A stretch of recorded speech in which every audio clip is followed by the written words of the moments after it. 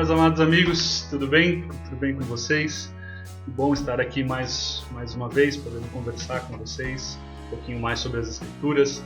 Desde já agradeço a todos que entraram em contato comigo, falando sobre o vídeo, dando comentários. Esse feedback de vocês é muito importante, né? Eu coloquei aqui um e-mail, eu criei um e-mail para a nossa aula, para aquele que estiver interessado em receber material. O que é o material que eu tenho feito? Eu tenho feito um resumo de tudo aquilo que eu tenho falado, né? As informações, os versículos, as curiosidades históricas. Então eu fiz um resumo de tudo aquilo que eu falei. Quem quiser esse material pode mandar e-mail aí para esse e-mail que eu coloquei, que é o ebedcartaspaulinas@gmail.com. Se quiser colocar no e-mail ali o teu celular, eu posso te mandar por WhatsApp também, não tem problema, tá? Então acho que vai ser muito legal a gente ter essa interação, e o feedback de vocês, a resposta de vocês é muito importante. Semana passada nós também falamos um pouco sobre quem foi Paulo, a vida do apóstolo Paulo, as viagens que ele fez, a sua conversão, e agora então nós vamos estudar a partir de hoje e pelos próximos domingos as cartas que ele escreveu ao longo de sua vida. Começando pela primeira carta que ele escreveu, que justamente é a carta de 1ª e 2ª Tessalonicenses. Ele escreve uma depois da outra, como a gente vai ver. Só para relembrar um pouquinho os irmãos, né, num contexto histórico, revisando um pouco da aula passada, Paulo escreve essa carta na sua 2ª viagem missionária, né? Na primeira viagem ele não chegou a alcançar a Europa, ele ficou na região da Ásia mesmo, né? Ali onde hoje nós chamamos de Turquia. Quem quiser pegar pelo mapa para se localizar, é onde está a Turquia hoje em dia, é onde ele visita toda aquela região, né? A região da Frígia, da Galácia, toda aquela região ali é onde é a Turquia. Na 2ª viagem, ele não faz de barco como ele fez na primeira. Ele vai subindo a pé, né? A gente viu que ele fez um grande caminho na 2ª viagem, revisitando essas igrejas, até que ele chega a Troade. Troade fica na beira do mar. E quando ele está lá, né, a ideia era voltar, ali foi a última cidade que ele chegou, mas quando ele está por lá, ele tem uma visão, um sonho, de um homem macedônio acenando para ele, pedindo por socorro. Então, nessa 2ª viagem, ele entende que isso é da parte de Deus e que ele deve, então, atravessar ali o mar Mediterrâneo, para poder chegar, então, na que hoje nós chamamos de Europa, né? Quem quiser acompanhar comigo, isso acontece ali em Atos, no capítulo 16, quando vai relatar esse início dessa 2ª viagem. É nessa 2ª viagem que ele tem aquela discussão com Barnabé, que eu citei, onde Barnabé não vai com ele, Barnabé vai para outro canto junto com João Marcos, e Paulo resolve levar Silas e levar também Timóteo nessa viagem, né? E quando eles atravessam finalmente para a região da Europa, saindo da Turquia, a gente vê que eles vão até uma cidade chamada de Filipos. Vamos ler aqui, eu coloquei para vocês no slide o versículo de Atos 16, né? E navegando de Troade, que era aquele porto, fomos correndo em caminho em direção para Samotrácia e no dia seguinte para Neápolis, e dali para Filipos. Então foi o caminho que ele fez para chegar até Filipos, né? E que é a primeira cidade dessa parte da Macedônia, e é uma colônia, quer dizer que é uma colônia romana, né? Então ele continua em solo romano, e isso é bom por causa da cidadania romana que ele tem, então isso facilita para ele, e eles ficam ali em Filipos durante um bom tempo, né? Alguns dias ali trabalhando em Filipos. Ali a gente tem alguns acontecimentos que são bem conhecidos da vida de Paulo. É ali que Lídia se converte, e aí todos da sua casa são batizados, são os primeiros batizados na região da Europa, né? É ali que Paulo expulsa o demônio de uma jovem, e quando ela faz isso, quando ele expulsa esse demônio, os donos dessa jovem, era uma escrava, eles lucravam muito com essas adivinhações que ele fazia, e quando ele expulsa o demônio, ela para de fazer essas adivinhações, e aí o pessoal fica maluco com ele.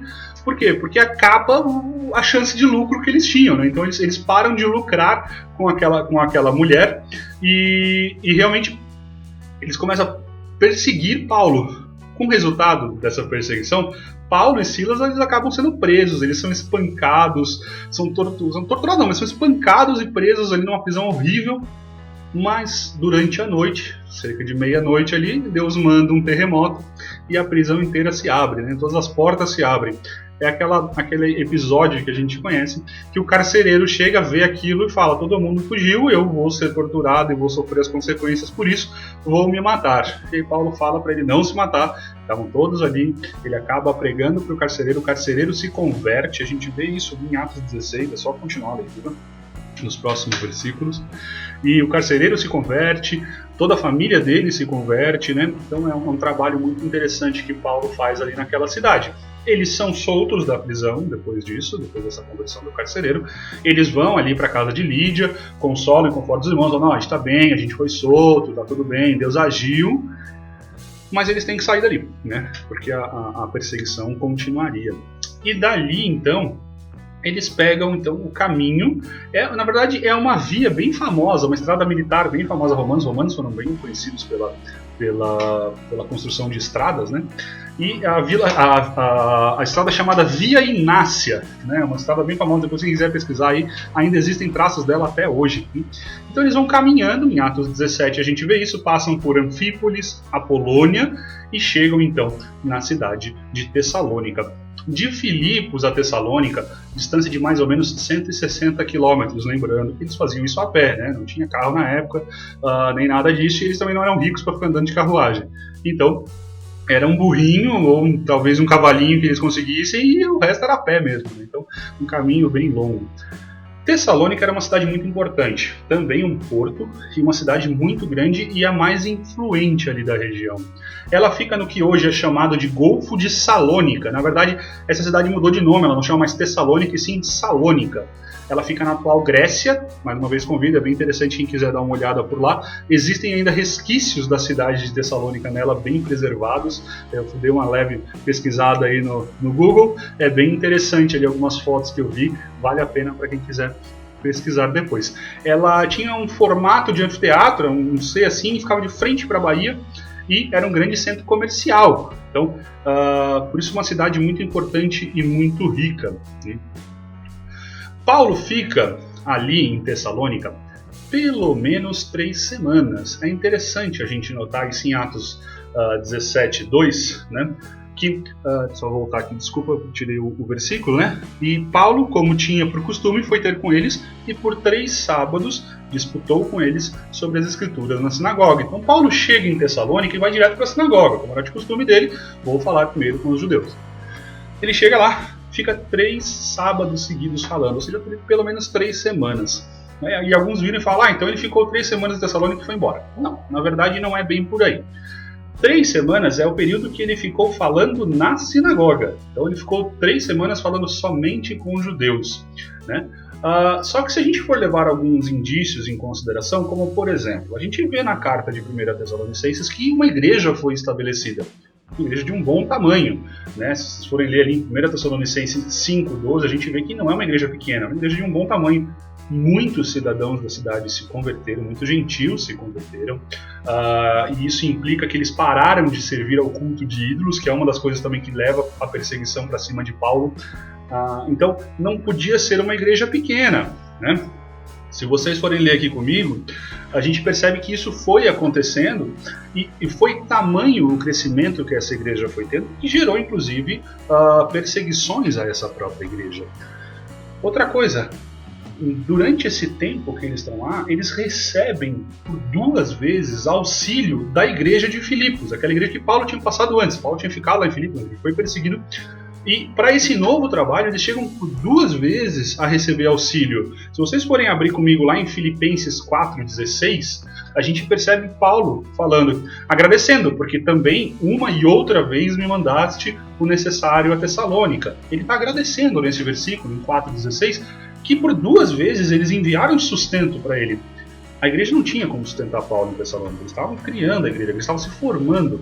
Paulo trabalhava, né? Enquanto missionário, Paulo continuou trabalhando como fazedor de tendas. Então, Vendo tudo isso, o tamanho da igreja, a quantidade de gente convertida, o alvoroço que ficou na cidade, os 2 apoios que eles receberam da igreja de Filipos, a gente consegue perceber que não foi só 3 semanas, não dá para acontecer tudo isso em 3 semanas, né? Só o caminho de Filipos para lá demoraria vários dias e não teria como a gente ter passado somente 3 semanas. Então, os estudiosos dizem que pelo menos de 2 a 3 meses Paulo ficou naquela cidade. Então não foi algo assim tão ligeiro quanto 3 semanas, mas também não foi um tempo muito longo onde ele pudesse falar e explicar muitas coisas, por isso a necessidade da carta. Por isso ele começa a usar desse artifício da carta, né? E neste período que ele ficou nessa igreja, como eu falei, muita gente começou a se converter.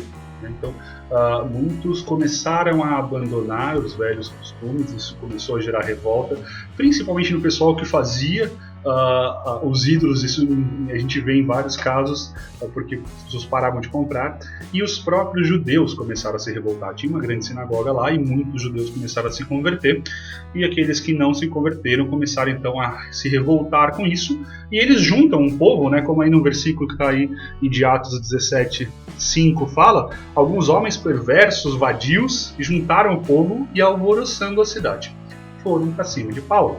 Paulo estava ficando na casa de Jason, eles vão até a casa de Jason, eles não acham Paulo lá, Paulo tinha dado uma saída, mas eles prendem Jason e começam então essa perseguição para Paulo. Paulo então percebe que não dá para ficar mais lá, ele, Silas e Timóteo então saem e vão rumo a Bereia. Ficam um tempo em Bereia, passam por Atenas e de Atenas vão então finalmente para Corinto. E é de Corinto que Paulo escreve as 2 cartas. Quando Paulo sai de Tessalônica, vai para Bereia, de Bereia ele vai para Atenas. Em Atenas, Paulo se lembra dos Tessalonicenses e fala, a gente ensinou muito pouco tempo, ainda precisa de muita ajuda, só que eu não posso voltar lá. Paulo estava sendo perseguido. Então ele pede para que Timóteo e Silas voltem para lá. Então, historicamente, o que acontece? Paulo está em Atenas com os 2 e ele pede para que eles voltem para Tessalônica, perdão. Eles vão para lá, Paulo ainda fica mais um tempo em Atenas. De Atenas ele vai para Corinto, onde ele vai passar um bom tempo, a gente vai ver isso depois na carta de 1 Coríntios. Mas lá em Coríntios, Timóteo e Silas retornam de Tessalônica, informando, Paulo, está acontecendo isso, isso e isso. Ele escreve a carta, Timóteo volta para Tessalônica, fica mais um tempo com eles, volta para Corinto, Paulo escreve uma nova carta e Timóteo vai para lá. Né? Então, Timóteo é esse ajudante, grande ajudante de Paulo. Então, historicamente, o que está acontecendo é isso, só para localizar vocês no período que nós estamos passando da história. Né? E vamos agora, então, estudar propriamente o que Paulo escreveu a esses irmãos, né, em 1 Tessalonicenses. A carta de 1 Tessalonicenses ela é dividida, na verdade, em 2 partes. Né? A primeira parte, nos versículos do capítulo 1, né, 1 até o capítulo 3, e a segunda parte, capítulos 4 e 5. Era costume de Paulo fazer essa introdução das suas cartas. Então, nessa primeira parte, nos primeiros versículos, primeira parte da carta, a gente vê Paulo fazendo isso, agindo como um verdadeiro pastor. Né? Ele escreve a sua amada igreja, ele demonstra sentimentos pessoais, ele demonstra tristeza e pesar por não poder passar tanto tempo quanto ele queria com os irmãos. Né? Ele agradece pela fé que eles têm. Paulo percebe a fé e o crescimento de fé que os tessalonicenses tiveram, mesmo então em pouco tempo, então ele fica maravilhado com isso, parabeniza eles para isso. Gente, era uma igreja nova, a gente está falando de 2, 3 meses de conversão da maioria, e eles já começaram a sofrer perseguição desde o começo. E mesmo sendo uma igreja nova, eles tinham uma fé muito bem alicerçada. Eles começaram a mudar o seu estilo de vida, deixar o pecado, deixar a idolatria, deixar os seus costumes pagãos. E isso impressiona Paulo de tal maneira que ele vai lá e envia Timóteo. Ele fala, não, esses caras precisam de mais ajuda para continuar crescendo. Ele está feliz com isso, ele quer que eles cresçam mais. Então ele já na mesma hora fala, não, Timóteo, volta para lá, porque eles precisam dessa ajuda inicial. Né? E a segunda parte começa então no capítulo 4 e capítulo 5. E é ali que ele vai dar o conteúdo doutrinário da carta. Ele passa os primeiros capítulos realmente agradecendo por isso, e orando a Deus, incentivando os irmãos em meio a essa perseguição, mas o foco principal do ensino dele está dentro dessa segunda parte dos capítulos 4 e 5. Nessa segunda parte, ele vai falar sobre alguns conselhos práticos e instruções nessa vida cristã de dia a dia. Eles eram recém-convertidos, eles precisavam de todo esse apoio. É quase que um curso de novos convertidos, como a gente tem na maioria das igrejas aí, né? E ele também vai tratar bastante sobre o foco principal da carta, que é justamente a segunda vinda de Cristo. É interessante perceber algumas características que essa carta tem, que são bem marcantes dela. Ela é a que mais se assemelha, junto com a carta de Efésios, de Filipenses, perdão, que se assemelha a uma carta pessoal mesmo, uma carta que a gente escreve para algum amigo ou para algum conhecido. Paulo demonstra muito carinho, como a gente viu nessa primeira parte, os capítulos 1, 2 e 3, ele demonstra um carinho muito grande, um amor muito grande, ele tem demonstração de sentimentos, e tudo isso são características típicas de uma carta pessoal mesmo. O caráter teológico dela não é tão grande quanto se a gente for levar em consideração as outras cartas, né? Então, ele não fala tanto de doutrina, ele dedica 2 capítulos, basicamente, à doutrina. E se a gente for analisar o ensino doutrinário desses 2 capítulos, ela é uma carta escatológica, porque ela fala de escatologia. O foco central dela, justamente, é o que há de vir, é o porvir, é a volta de Cristo, a segunda vinda de Cristo. Então, quando a gente fala de qual é o foco central dela, a gente pode centrar ela como uma carta realmente escatológica. E é interessante perceber como Paulo aborda a escatologia. Como é que ele escolhe começar o seu assunto de escatologia? Falando sobre o quê? Sobre santidade. Paulo demonstra aqui qual é a importância de se estudar escatologia. A escatologia deve ser estudada em cima da santidade. Eu esqueci de deixar um livro separado aqui, eu vou até pedir para minha esposa pegar, que é um livro que fala justamente sobre isso, a santidade e a vida em escatologia. Minha esposa está indo lá pegar, me auxiliar aqui, né? E Paulo vai justamente tratar sobre isso. Não adianta estudar escatologia meramente por estudar. O propósito real de estudar escatologia é a vida em santidade. Vou fazer mais um merchan aqui de livro, né? Não estou sendo pago, tá? Mas é só um merchan de um livro bom, para vocês poderem ler. Escatologia e a vida de santidade, do pastor Edson Naves, tá? Muito bom esse livro, eu estou lendo ele, tá? Estou devorando ele, está sendo muito interessante. Ele se baseia, na verdade, no livro de Daniel, tá? Sobre as profecias, mas é muito interessante. Ele vem tratando a importância da santidade no estudo da escatologia. E Paulo também faz isso, por isso eu gostei e achei que interessante. Tá? Esse livro já estou lendo já faz um tempo, então não é de agora, mas casou muito bem com a aula. Paulo vai tratar, a partir do capítulo 5, da volta iminente de Cristo, ou seja, Cristo pode voltar a qualquer momento. Isso que ele está querendo ensinar para eles. E por que é importante aprender isso? Porque os cristãos têm que estar preparados. E como é que se prepara para a volta de Cristo? Tá isso. O capítulo 4, versículos 3 e 4 fala sobre isso. Pois esta é a vontade de Deus, a vossa santificação, que vos abstenhais da prostituição, que cada um saiba possuir o próprio corpo em santificação e honra. Ele repete ainda no versículo 7, porque Deus não nos chamou para impureza, e sim para a santificação. Por que eu vou ensinar para vocês escatologia? Porque vocês têm que levar uma vida santa. Nós temos que levar uma vida longe de pecado, porque Cristo está para voltar. Gente, a humanidade foi criada com um único propósito, que é glorificar a Deus. A gente pensa na humanidade, nós fomos criados para a glória de Deus, né? Aquela pergunta célebre de qual é o sentido da vida, não tem mistério no sentido da vida. O sentido da vida é glorificar a Deus. E a única forma de fazer isso é se afastando do pecado. O único jeito de cumprir o propósito da nossa vida é se afastando do pecado. Como eu me afasto do pecado? Buscando Deus. De um lado eu tenho Deus, do outro lado eu tenho o pecado. Para conseguir fugir do pecado, eu tenho que me aproximar de Deus. E com isso eu vou alcançando essa vida de santidade. O caráter da carta, o caráter do ensino da carta é bem progressivo. A gente percebe que o alvo final do ensino é o capítulo 5, escatologia.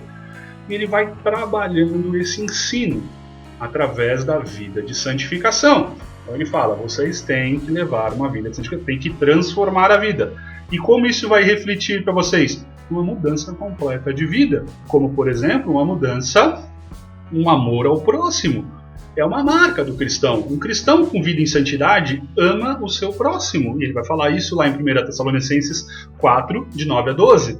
Ele sabe que isso é um ponto forte da igreja. Inclusive, ele os parabeniza por isso. Né? Ele fala no versículo 10, na verdade, estáis praticando isso mesmo para com todos os irmãos em toda a Macedônia. Contudo, vos exortamos, irmãos, a progredires cada vez mais. Paulo reconhece, vocês estão indo muito bem. Vocês estão de parabéns. E olha que orgulho para aquela cidade. Um apóstolo no porte de Paulo falando, cara, vocês estão indo muito bem. Parabéns. Mas não parem. Não é porque vocês estão indo muito bem que vocês podem relaxar e agora... Não, continuem progredindo. Ele vai, então, exortando, não num caráter agora de chamar a atenção, como ele faz em diversas outras cartas, chamando a atenção, brigando com as igrejas, vocês estão fazendo errado, não é assim. Ele fala, não, vocês estão indo muito bem. Mas não para, vamos continuar progredindo, vamos continuar crescendo. A fama deles chegou a toda a Macedônia, ou seja, a igreja ficou conhecida, era uma igreja de 3 meses, perseguida, mas que a fé deles era tão forte que eles acabaram ficando conhecidos por todos os cantos. Mas não parem de crescer. E como é que a gente vai fazer para não parar de crescer? Paulo continua ensinando. O ensino é progressivo. Olhem comigo, 1 Tessalonicenses 5, de 12 a 22. Ele vai dar conselhos práticos de como continuar esse crescimento para alcançar a vida em santidade e assim estar pronto da segunda volta. Notem, é uma progressão de ensino, como eu falei. Né? Versículo 12 ao 22. Agora, vós vos rogamos, irmãos, que acateis com apreço os que trabalham entre vós, e os que vos presidem no Senhor e vos admoestam, e que os tenhai com amor em máxima consideração, por causa do trabalho que realizam. Vivam em paz uns com os outros. Exortei-vos também, irmãos, a que admoesteis os insubmissos, consoleis os desanimados, ampareis os fracos e sejais longânimos para com todos. Evitai que alguém retribua a outrem mal por mal. Pelo contrário, segui sempre o bem entre vós e para com todos. Regozijai-vos sempre, orai sem cessar. Em tudo dai graças, porque esta é a vontade de Deus em Cristo Jesus para convosco. Não apagueis o Espírito. Não desprezeis as profecias. Julgai todas as coisas. Retém o que é bom. Abstende-vos de toda forma do mal. O que Paulo está fazendo aqui? Ele falou, vocês precisam continuar crescendo, vocês precisam continuar buscando a santidade, vocês não podem parar nesse desejo de vocês de crescimento, nessa vontade desse primeiro amor que vocês estão tendo, não parem com isso. E para ajudar vocês nisso, para ajudar vocês a crescer, eu vou dar algumas dicas, alguns conselhos práticos. E ele dá esses 10 conselhos práticos, né?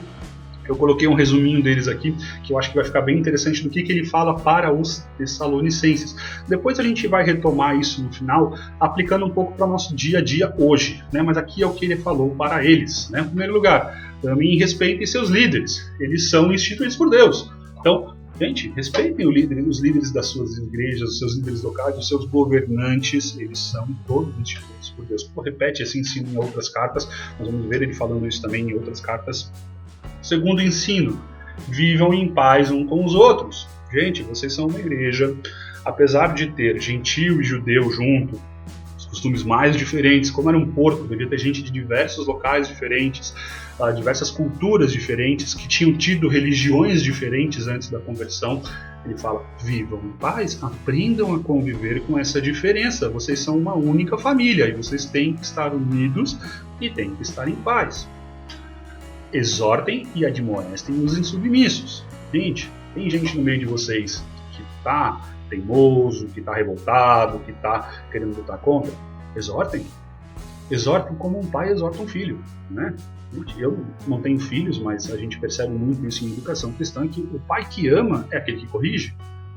O corrigir o filho é um grande sinal de amor, porque você não quer que ele siga pelo caminho errado.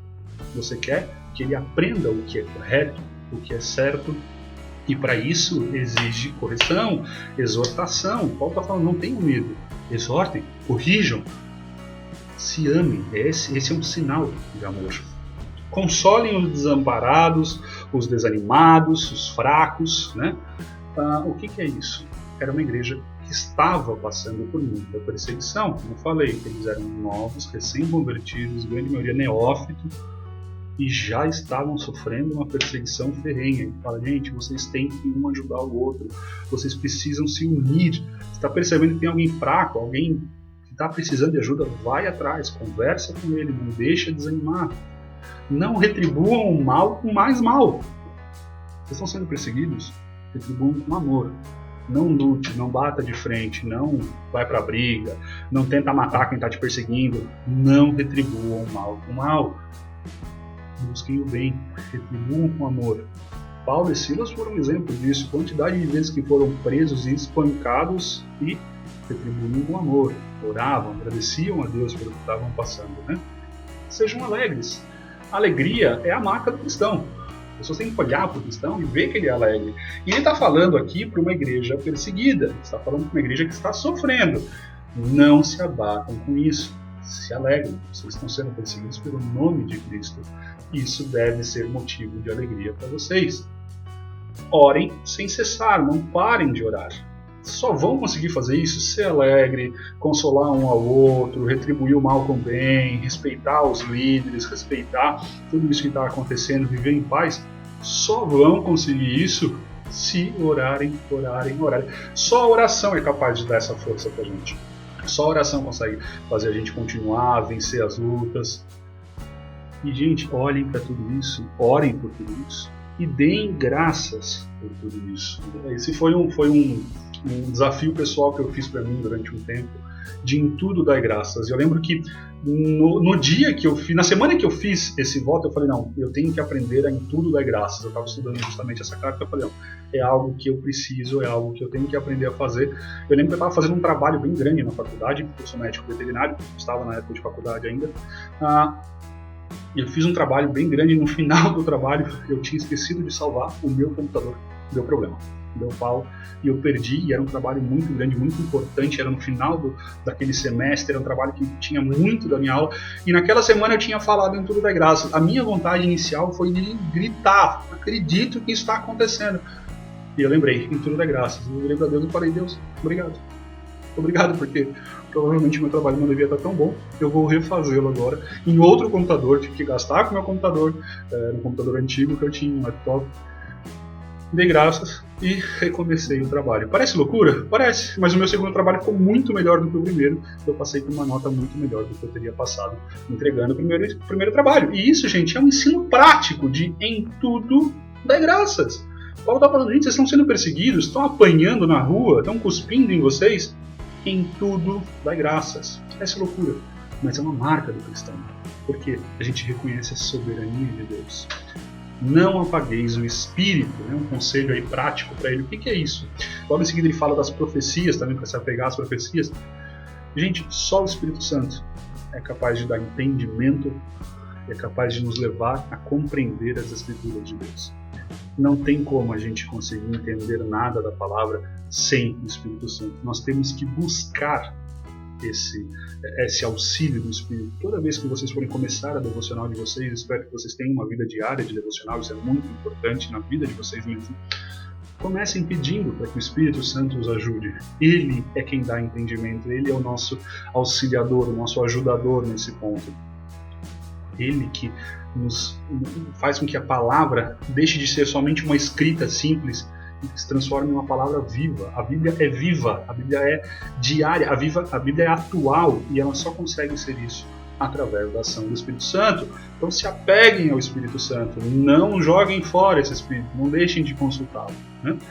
E por último ele fala para os Tessalonicenses, julguem tudo o que vocês têm visto e ouvido. E, novamente, era uma cidade portuária, muita cultura, gente de todas as religiões se juntando naquela igreja. Provavelmente tinha gente querendo colocar as suas antigas religiões dentro, fazer um sincretismo. Paulo fala, gente, parem e pensem em tudo isso. É bom? Faz crescer? Está de acordo com aquilo que eu ensinei para vocês? Faz crescer vocês na fé? Então, beleza, retenham isso. Não faz? Não está de acordo com o que eu ensinei para vocês? Manda fora. Não fica com isso. Joga isso fora, porque isso não vai levar vocês à vida de santidade que eu espero que vocês tenham. Então, ele vai trazendo esse ensino. Depois, então, ele vai lá e retoma o ensino sobre a segunda vinda, sobre a escatologia. Ele dá esses conselhos práticos para mudar a vida, né? Falei para vocês que o foco dessa carta justamente é essa segunda vida, e ele quer que toda a igreja esteja preparado na vida, na mente, no coração, na sua vida, a seguir a Cristo e ficar cada vez mais parecido. Ele não quer que eles sejam pegos de surpresa. É interessante que ele fala isso, inclusive, no versículo 4, né? Mas vós, irmãos, não estejais em trevas, para que esse dia, como ladrão, vos apanhe de surpresa. Que é isso? Vivam como se fosse o último dia. Então vivam a vida de vocês com uma santidade necessária para quando Cristo voltar. Não deixem isso para depois. Não deixem esse crescimento, essa fé. Ah não, mas Cristo ainda está longe. Cristo não vai voltar agora. Vamos deixar para lá. Vivam como se ele estivesse chegando amanhã. E vocês precisam dessa vida em santidade. Não deixem que vocês sejam pegos de surpresa antes. Sejam santos e irrepreensíveis. É aí então que ele vai tratar sobre a escatologia. Então, são um conselho, como eu falei, é uma carta muito prática. É uma igreja nova, é uma igreja que precisa de ensino prático, não precisa de floreios ou de grandes coisas, ele precisa de coisas práticas. O que eu posso fazer para vencer essa tribulação que a gente está passando agora? E ele escreve então essa primeira carta. Terminado isso, nós vamos para a segunda carta. O que está acontecendo na segunda carta? Né? Paulo escreveu essa primeira carta, Timóteo levou a primeira carta de volta ali para Tessalônica. Um tempo depois, não sabemos exatamente o período, tá? Não tem como falar isso para vocês, seria especulação. Mas um tempo depois, Timóteo volta e fala: ó, Paulo, eles leram a tua carta e eles começaram a fazer isso, isso e isso, né? E Paulo então tem que escrever uma segunda carta. O que aconteceu ali? Algumas lacunas de ensino ficaram, né? Ficou algumas brechas no ensino de Paulo, porque foi muito pouco tempo. Paulo teve que sair correndo ali para poder, então, não ser morto, né? Estava sendo perseguido. E ele retoma, então, o assunto principal que ele queria falar, que justamente é a escatologia. O foco das duas cartas, 1 Tessalonicenses e 2 Tessalonicenses, justamente é a escatologia. Ele escreve essa segunda carta porque ficou dúvidas, ficou brechas ali no ensino, que não é que ficou brechas no ensino, perdão, mas ficou brecha no entendimento deles. Algumas coisas eles não entenderam, né? Alguns leitores de Tessalonicenses acabaram interpretando errado quando ele fala Cristo está para vir. Então, qual foi a lacuna de entendimento, né? Ele falou: gente, vivam a vida como se fosse o último dia, como se fosse já Cristo já fosse voltar amanhã. O que eles leram e entenderam? Falaram: então Cristo vai voltar logo. Se Cristo vai voltar logo, então eu não preciso fazer mais nada. Não preciso mais trabalhar, eu não preciso mais fazer mais nada na minha vida. Eu vou ficar aqui, lendo a Bíblia, parado, de boa, esperando Cristo voltar. Ele já está chegando. E Paulo fala: gente, não é bem isso. Peraí, vocês entenderam errado o que eu falei. Não é que Cristo está voltando agora, mas sim que ele vai voltar e que vocês devem estar prontos para isso. Mas não quer dizer que vocês têm que parar de fazer tudo na vida, largar tudo e ficar folgado aí. É nessa carta que Paulo fala, inclusive: gente, trabalhem e comam de acordo com aquilo que vocês estão trabalhando. O trabalhador, ele merece comer o que ele trabalha. Se você não trabalha, você não merece nem comer, né? Então, Paulo, nesse ponto, ele é mais duro. A segunda carta tem um tom um pouco mais duro nesse ponto, porque ele está corrigindo alguns erros. Essa carta também pode ser dividida. A primeira a gente falou em 2 partes, aqui a gente divide em 3 partes, né? Uma parte para cada capítulo. São 3 capítulos, é uma carta curta, é só uma correção ali, né, do que eles tinham entendido errado, então é uma carta mais curta. Ele começa saudando a igreja, como ele sempre faz. Ele sempre começa as suas cartas saudando e agradecendo por tudo que eles têm passado. Aqui ele está falando: gente, eu sei que vocês são perseguidos. Se vocês forem acompanhar comigo em 2 Tessalonicenses capítulo 1, no versículo 4 ele fala: em todas as vossas perseguições e nas tribulações que suportais. No versículo 7 ele fala: eu sei que vocês são atribulados. O que ele está falando aqui? Eu sei que está difícil, eu também passo por isso, né? Como se Paulo estivesse falando: gente, eu sei, eu também sou perseguido o tempo todo.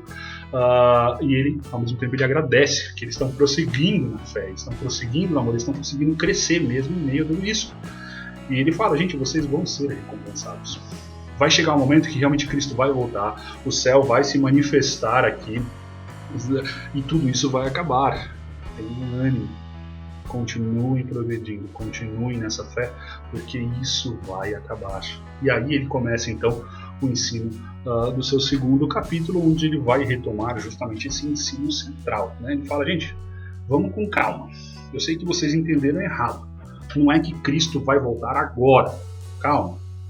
Eu falei para vocês viverem como se isso fosse acontecer.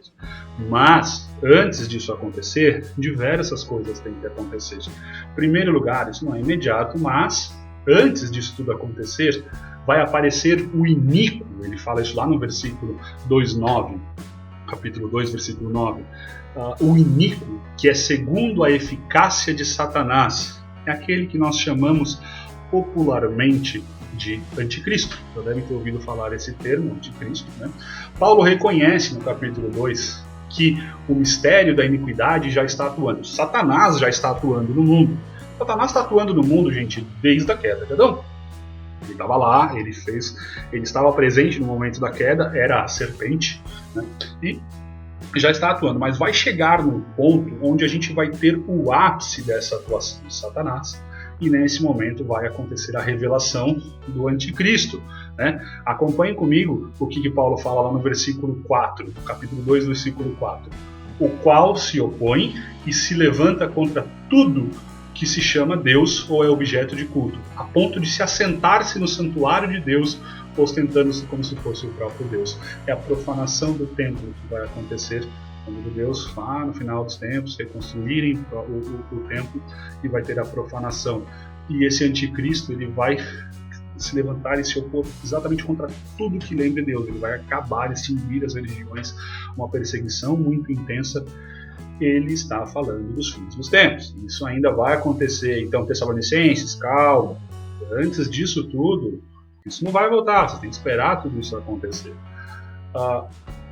A apostasia, o abandono da fé, o abandono de Deus, as pessoas não querendo mais buscar Deus, vai cada vez crescer mais e mais e mais de maneira progressiva. Cristo fala isso.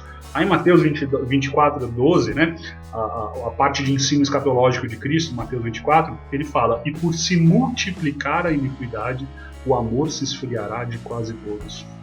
Então, para chegar nesse ponto, Paulo falando aos Tessalonicenses, para chegar no ponto de Cristo voltar, gente, a iniquidade vai crescer muito, vocês não vão mais nem ver o amor vai se esfriar no coração da maioria das pessoas.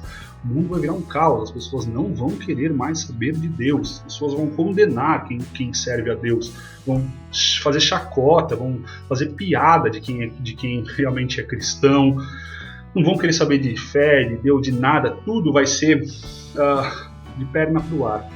E aqui eu faço um adendo. Olha o mundo que nós estamos vivendo hoje. Cada vez mais sem amor. Onde está o amor? Sumindo. E a fé também está sumindo, mesmo dentro das igrejas. A gente tem percebido as pessoas seguindo dinheiro, seguindo prosperidade, seguindo todas as outras teologias. Mas Deus não. Mas a palavra de Deus não.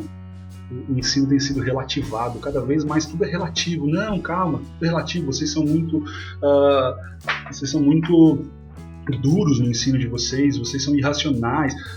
Gente, olha tudo que está acontecendo. Então, lá para os Tessalonicenses estava longe. Agora, 2000 anos depois, a gente já pode ver que o negócio está cada vez mais próximo, né? O fim está cada vez mais próximo.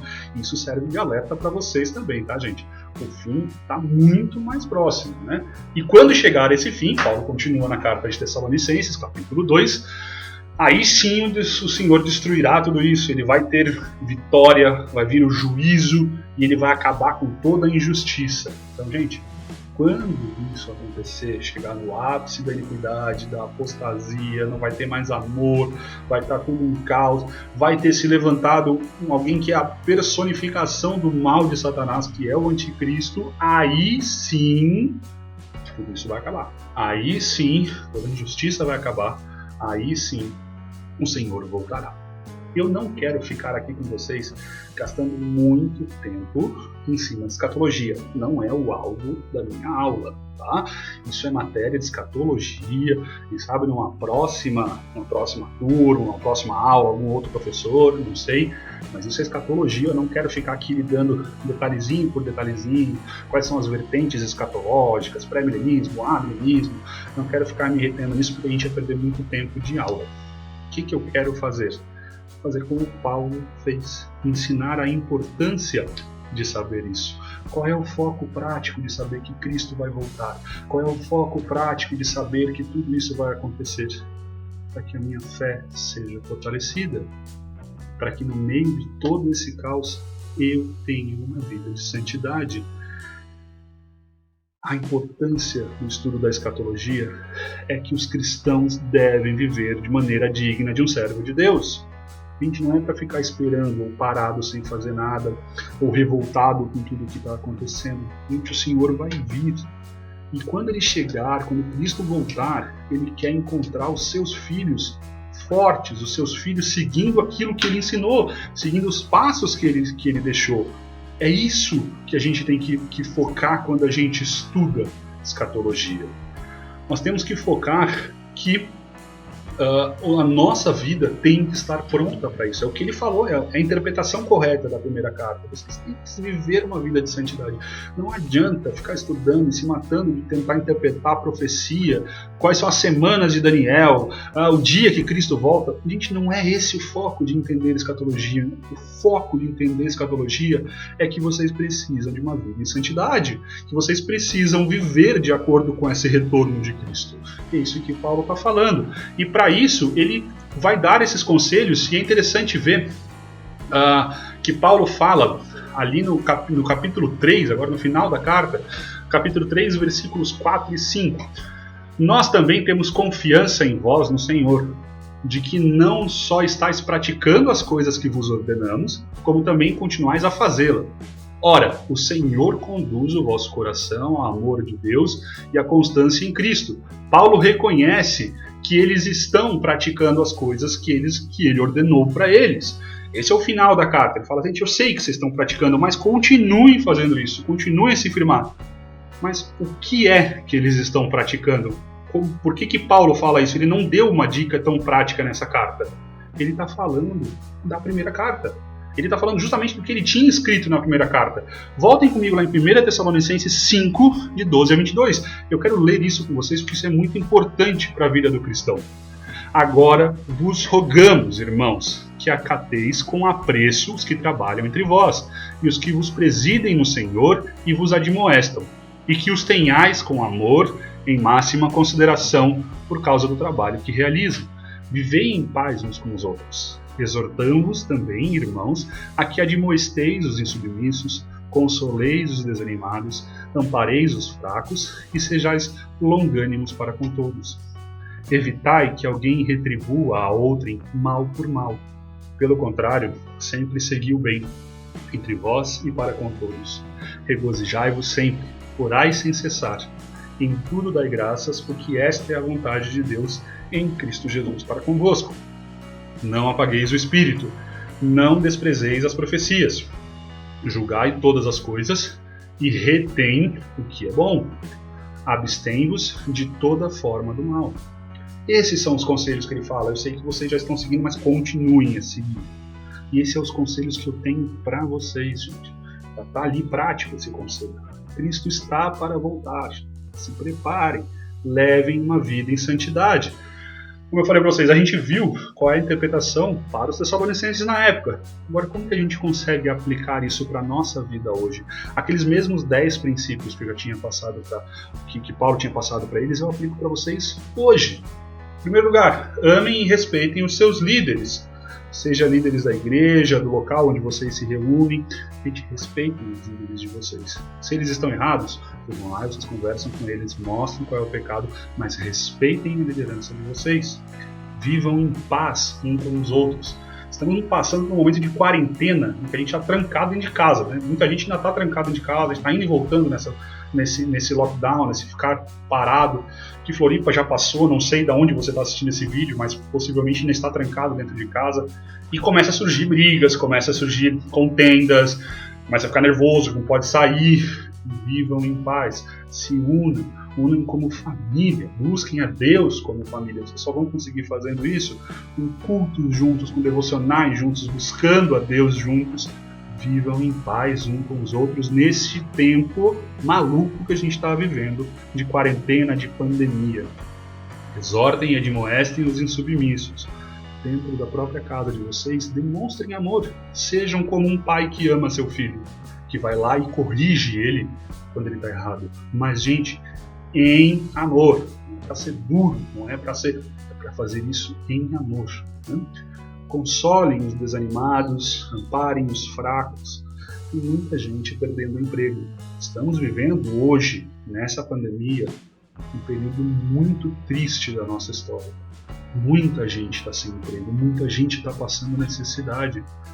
Gente, a quantidade de comércio que fechou, a quantidade de gente que faliu, que não está com dinheiro, não tem mais como se sustentar. As pessoas que eram principalmente de comércio informal, essa galera está passando aperto. E tem muito irmão nosso, tem muito cristão passando por isso. E é nosso dever, como igreja, como cristãos maduros, ir lá e ajudá-los. Ampará-los, busquem essas pessoas. Tem muita gente que não fala quando está precisando, tem vergonha, não quer admitir. Gente, vão atrás. Se você se lembra de algum irmão que talvez esteja desempregado, que talvez esteja desamparado, vai atrás dele. Muita gente precisa da nossa ajuda e é agora que a igreja tem que crescer e ficar mais forte. Não retribuam mal com mal. Vocês estão acompanhando comigo, essa semana está tendo todas essas manifestações violentas lá, principalmente nos Estados Unidos, devido àquela atrocidade que foi feita, que foi terrível. A polícia agindo de um modo realmente terrível ali. A gente sabe que o problema de racismo, principalmente nos Estados Unidos, ainda é muito forte. Não estou falando, por favor, que no Brasil não tem isso, não é isso que eu estou querendo dizer. Estou falando que lá realmente é uma questão pesada. Eu tenho amigos que moram por lá que relatam isso. Gente, não retribuam o mal por mal. Um mal foi feito. Não sei se é inocente ou não, mas uma pessoa foi morta de uma maneira que não devia ter sido morta. Né? Não sabe o contexto de tudo, não estou querendo entrar em brigas, mas o que aconteceu foi errado. Não era para ter sido morto, não era para o cara ter sido morto asfixiado do jeito que foi. E o que aconteceu? Qual foi a retribuição? Destruição. Protestos realmente absurdos, lojas sendo quebradas, lojas sendo saqueadas. Gente, não retribuam o mal por mal, não entrem nessa onda. A gente já viu isso aqui acontecer no Brasil lá no início dos protestos, né? Os black blocs chegando e destruindo tudo, destruindo comércios, destruindo bancos. Gente, não é assim. Manifestações pacíficas, legal, vamos pensar, vamos fazer, acho que realmente deve-se lutar pelos direitos. Mas não é quebrando tudo, não é se revoltando, xingando todo mundo na internet. Não retribuam o mal com mal. Está acontecendo isso? Demonstrem o amor, porque é só o amor que vai conseguir mudar isso. É só demonstrando o amor que Deus tem pelo pecador que a gente consegue mudar o mundo. A gente não vai mudar o mundo na pancada. A gente tem que mudar o mundo mostrando o amor que Deus tem pelo pecador e mostrando que ele pode mudar de vida. Sejam alegres. A gente não deixa que essa quarentena ou esse isolamento tirem a alegria de vocês. Muito importante a gente manter firme, manter com o coração grato. Não parem de orar, a gente precisa muito de oração no nosso país. Não só por essa doença que está assolando o mundo inteiro, mas todo esse caos que a gente está vivendo, corrupção não parando, cada dia um escândalo novo. É um absurdo, essa situação que a gente está vivendo é um absurdo. E, gente, só a oração que vai realmente conseguir nos manter firmes e fortes, né? Dai graças, mesmo em meio a essa pandemia, mesmo em meio a tudo isso, Deus continua soberano. Deus não perdeu o controle, gente. E deem graças, porque nós servimos a esse Deus soberano, a esse Deus perfeito, a esse Deus maravilhoso. Não apagueis o Espírito, né? Não se afastem das Escrituras. Muito pelo contrário, se apeguem cada vez mais. Passem menos tempo na frente do computador, menos tempo na frente da televisão. Passem mais tempo lendo a palavra. Façam isso em família. Pais, mães, juntem seus filhos. Peguem a palavra e façam um cultinho, é tão simples. Cantem uma música, seu filho é pequenininho, canta uma musiquinha que ele canta na escolinha, seu filho já é mais velho, cantem um louvor a Deus, peguem o texto da palavra, leiam esse texto da palavra, meditem nele como família, se apeguem a isso, gente, se apegue à palavra, é ela que vai dar força pra gente. E julguem as coisas que você tem visto e ouvido. Nós estamos num tempo de fake news, né? Até a moda falar isso. Julguem, vejam se isso edifica, veja se isso realmente traz crescimento espiritual para vocês. O Facebook, o Twitter, o Instagram, a gente tem muita coisa que não edifica e tem muito cristão se perdendo nisso. Se perdendo. Eu não estou falando aqui só dos sites de pornografia ou de coisa assim, eu estou falando de coisinhas bestas que o cristão fica se ligando e ficar brigando na internet por um monte de coisa e ficar se metendo em discussão que não devia. A gente não se apeguem a isso. Filtre. Isso traz crescimento? Isso me ajuda na fé? Isso traz santidade? Muito bem, eu vou me apegar. Se não, corta. Se o Facebook te faz pecar, corta o teu Facebook. Se o teu Instagram te faz pecar, corta o teu Instagram. É melhor se fortalecer em fé e em santidade do que ficar entrando nessas briguinhas. E é assim que a gente vai conseguir viver essa vida em santidade. E se eu tenho algo para deixar para vocês hoje é isso. Busquem a santidade de Deus. Porque Cristo está voltando e Ele está muito próximo. Agora a gente pode interpretar dessa maneira. Ele está muito próximo. Vivam a vida de vocês em santidade. Espero que tenham gostado da aula. Eu vou terminar aqui fazendo uma oração para a gente poder encerrar a nossa aula. Meu Deus, meu Pai, muito obrigado porque temos essa oportunidade de estudar juntos mais uma vez a Tua Palavra, ver tudo aquilo que foi escrito, esses conselhos práticos. Precisamos, ó Pai, da Tua santidade, precisamos, ó Pai, da Tua capacitação, porque só com ela, Pai, é que conseguiremos realmente crescer e amadurecer como cristãos, viver uma vida que agrada a Ti.